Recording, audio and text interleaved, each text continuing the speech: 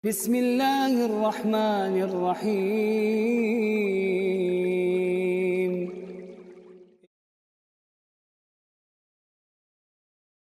Pertemuan kita pada sesi ini akan melanjutkan pembahasan tentang bagaimana membangun sebuah keluarga yang memiliki kesejiwaan.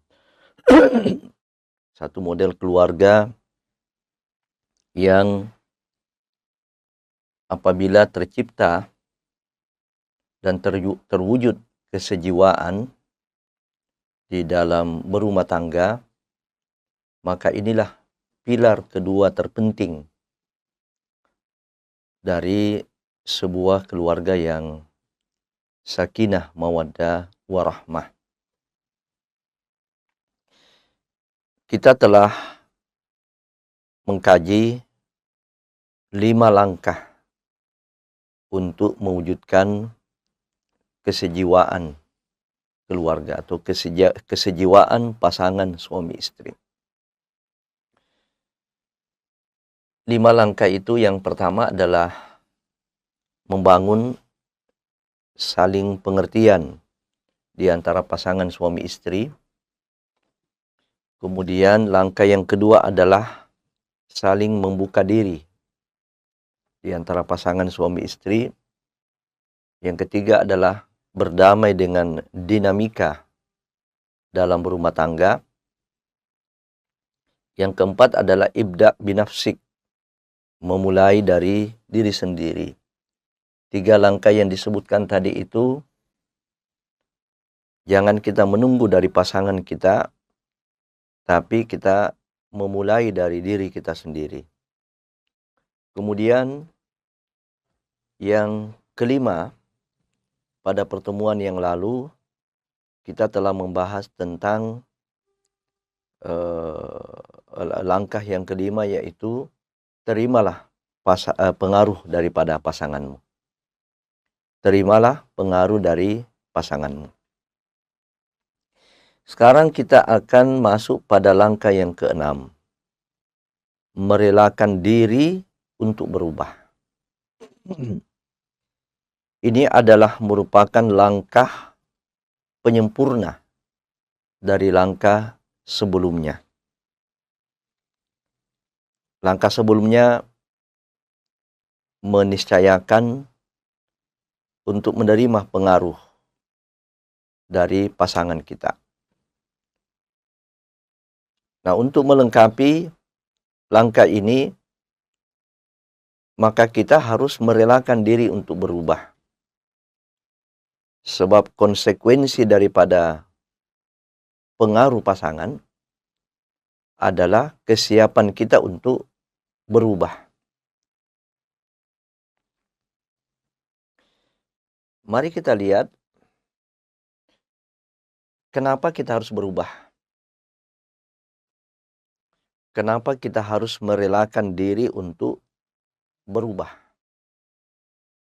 Suami harus merelakan diri untuk berubah. Boleh jadi itu adalah karena pengaruh daripada istrinya. Demikian juga sebaliknya, seorang istri harus merelakan diri untuk berubah. Dan boleh jadi pengaruh perubahan itu bersumber dari suaminya. Kenapa harus demikian? Tentu kita kembali kepada logika daripada sebuah keluarga yang sejiwa, keluarga yang sudah tercipta chemistry. Nah, kesejiwaan, chemistry di dalam berumah tangga ini, pastilah di dalamnya harus ada saling mempengaruhi atau mau dipengaruhi, dan kesiapan untuk berubah. Nah, ini kita lihat bahwa pernikahan sesungguhnya merupakan perubahan.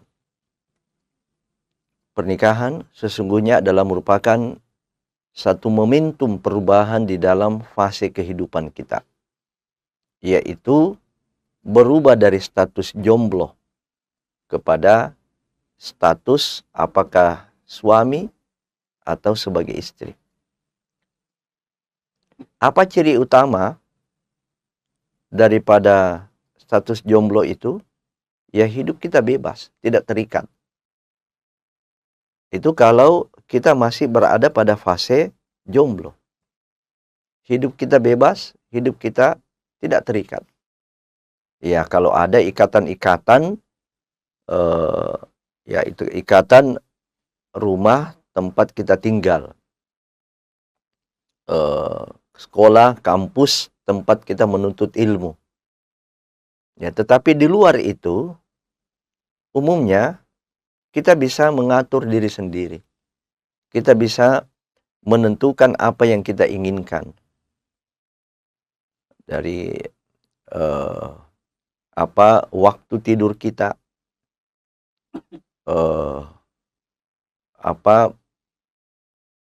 waktu kita berada di luar rumah, apa yang kita kerjakan di luar rumah, waktu kapan kembali ke tempat domisili, itu kita masih bebas. Gaya hidup kita, apakah gaya hidup boros, gaya hidup glamor, itu masih bebas. Tetapi apabila kita sudah masuk dalam jenjang pernikahan, inilah fase di mana kita harus menyadari diri, status kita bukan lagi jomblo. Kita bukan lagi orang yang menyendiri, yang bisa menentukan apa yang kita inginkan, apa yang kita harapkan, tetapi dalam fase berkeluarga, kita ada ikatan-ikatan. Kita tidak boleh memenuhi apa saja keinginan dan harapan kita tanpa kita memperhatikan pasangan kita. Ya, sebab apapun sikap yang kita pilih, apapun gaya dan cara hidup yang kita pilih, itu akan berpengaruh, akan berimplikasi kepada pasangan kita. Pola hidup glamor, pola hidup boros misalnya, dari seorang istri, yang itu adalah merupakan bawaan ketika dia masih jomblo, itu tidak selamanya sesuai. Tidak selamanya harus diteruskan ketika dia sudah berkeluarga. Ya, kalau suaminya memiliki kelapangan di dalam nafkah, dalam rezeki, itu pun bisa merusak dinamisasi daripada hubungan kekeluargaan. Ya, kenapa? Sebab pola hidup boros misalnya, ini tentu implikasinya kepada keuangan keluarga. Nah, kita harus merelakan diri untuk berubah. Nah, kemudian yang kedua, suksesnya langkah ini dalam rangka mewujudkan kesejiwaan keluarga, harus kita rela meninggalkan sifat egoisme dan sifat egosentris.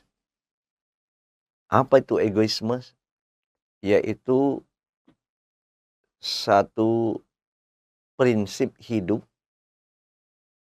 yang menjadikan semua keinginannya harus tercapai. Semua egonya, keinginan, harapannya harus tercapai tanpa memperlihatkan, tanpa memperhatikan dengan siapa dia bergaul. Dia punya kecenderungan malah menekan dan memaksakan orang lain. Itu sifat ego. Tidak mau kalah, tidak mau mengalah. Ini adalah sifat ego. Ketika kita sudah berkeluarga, sifat ini sudah tidak pantas lagi kita miliki. Sebab kita punya pendamping hidup, kita punya teman hidup, bersama siang dan malam. Maka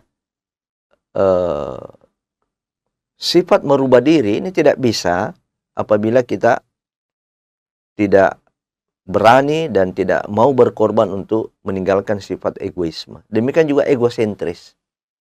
Egosentris adalah satu sikap yang menjadikan dirinya sebagai standar. Ya, menjadikan dirinya sebagai standar. Standar-standar kehidupan, standar-standar pergaulan itu didasarkan pada dirinya. Nah, sifat inilah yang bisa menghalangi langkah ini. Kita tidak bisa berubah sepanjang dua sifat ini kita miliki. Kita egoisme, dan kita memiliki sifat egosentris. Menjadikan semuanya itu standarnya pada diri kita. Standar kesederhanaan misalnya. Kita tidak mau mengakomodir standar kesederhanaan yang dibangun oleh pasangan kita. Apalagi standar kebersihan. Ada orang yang sangat bersih sekali. Nah, ketika standarnya ini dia jadikan sebagai standar sentris di dalam standar dirinya, maka ini juga bisa mengganggu kenyamanan pasangan. Ya, karena kebersihan, kerapian itu sifatnya relatif. Ya, tergantung siapa yang menerapkan kebersihan itu. Ada standar kebersihan yang sangat detail, semua sampai tidak ada. Ya, katakanlah seperti orang Jepang. Tidak ada sedikit pun kotoran. Namun ada juga yang standarnya tidak sampai di situ. Yang penting bersih, ya, dalam hal-hal yang sifatnya umum, yang sifatnya global. Maka ini kita harus merelakan diri untuk berubah.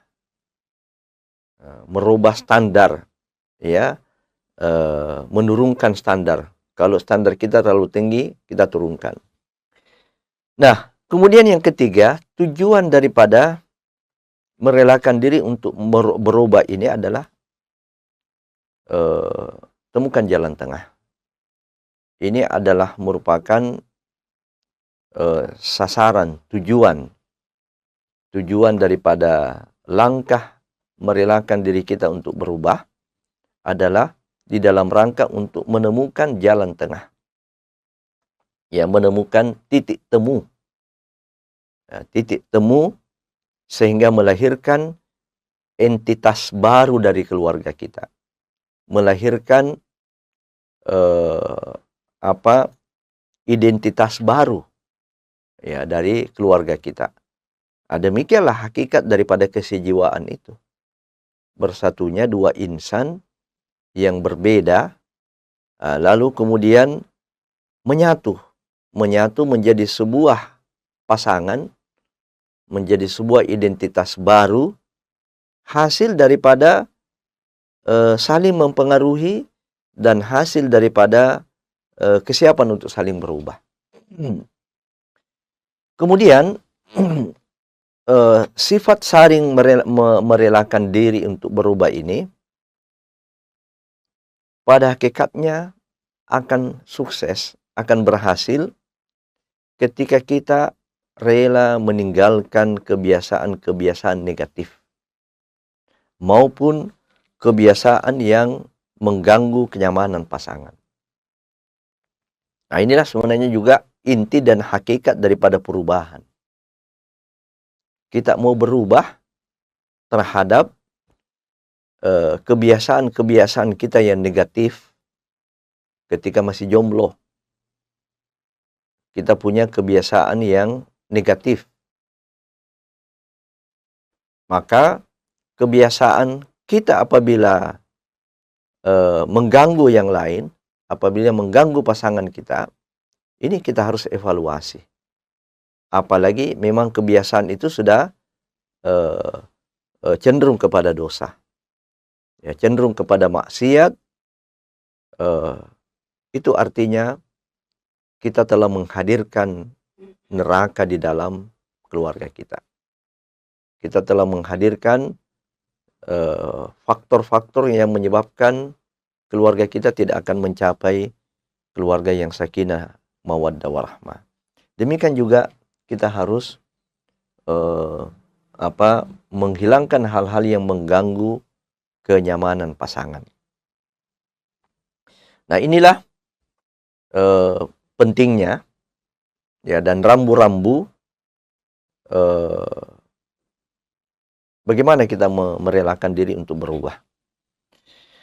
Kemudian mungkin ada pertanyaan, apa saja yang harus berubah? Apa saja yang harus berubah? Ya, tentu tidak semua kita rubah, ya, sehingga kita betul-betul menjadi manusia yang super baru.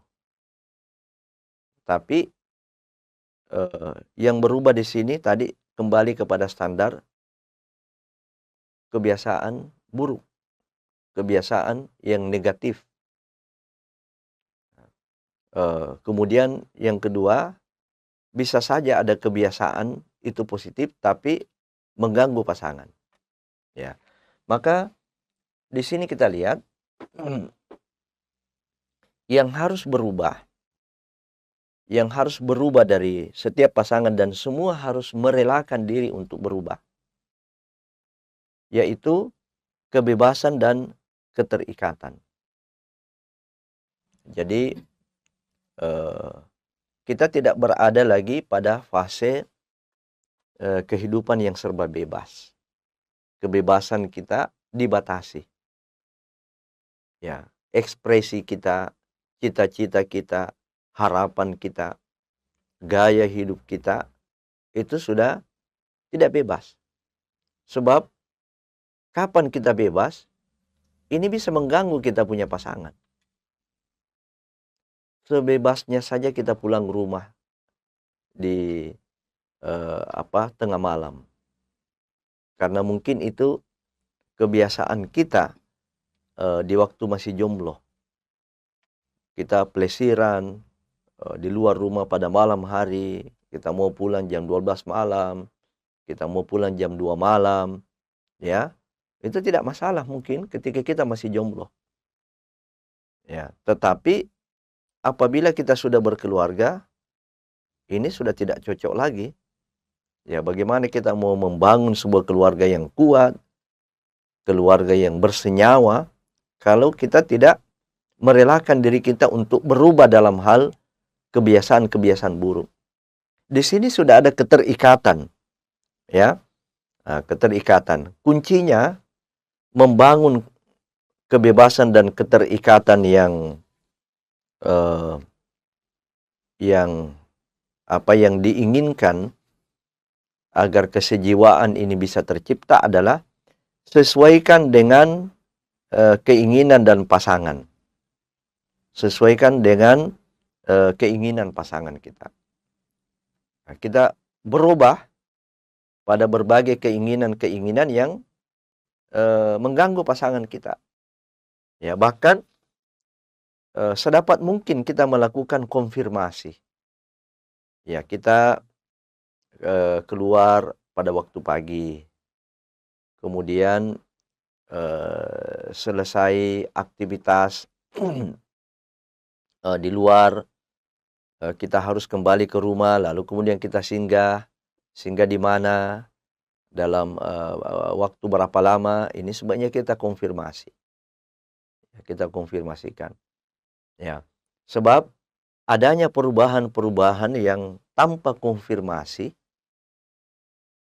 ini bisa menimbulkan kecurigaan, ya, bahkan bisa menimbulkan ketidaknyamanan, ya, pada pasangan kita.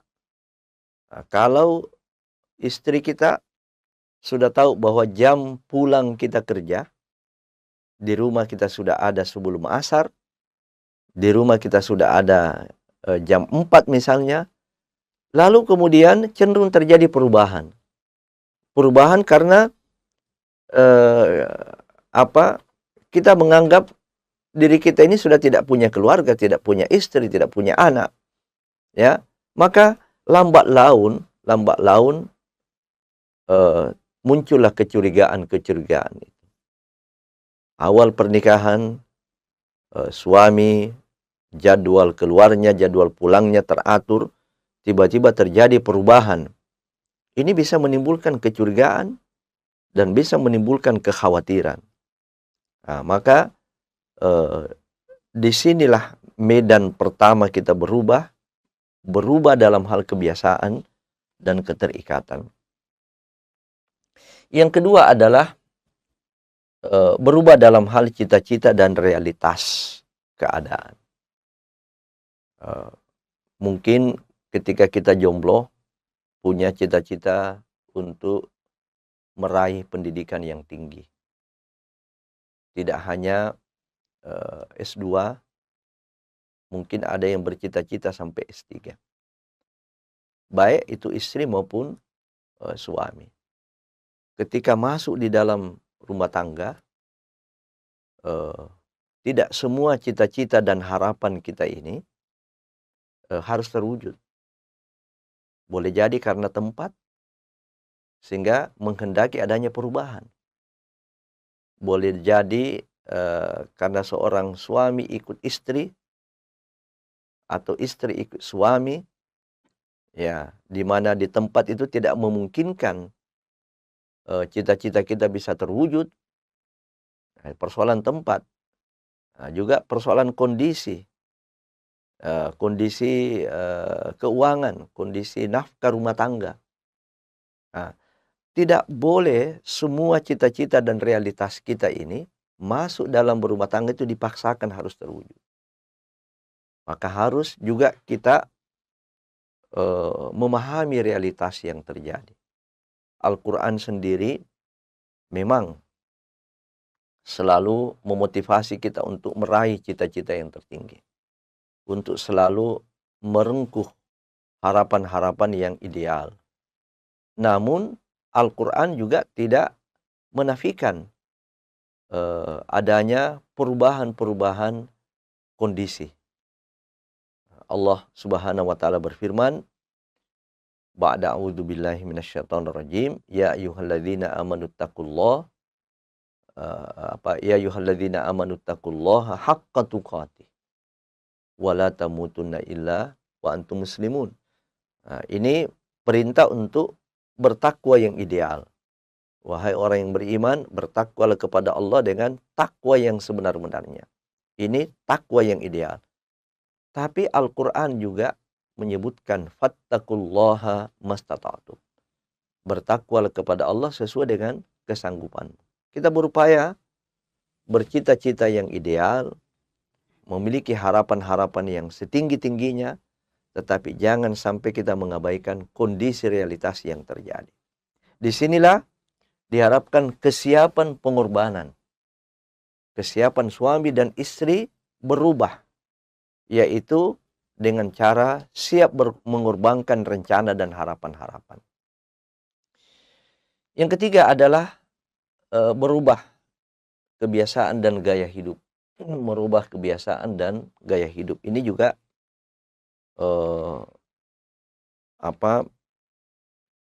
perkara yang harus kita siap berubah. Suami istri harus siap berubah kebiasaan dan gaya hidup.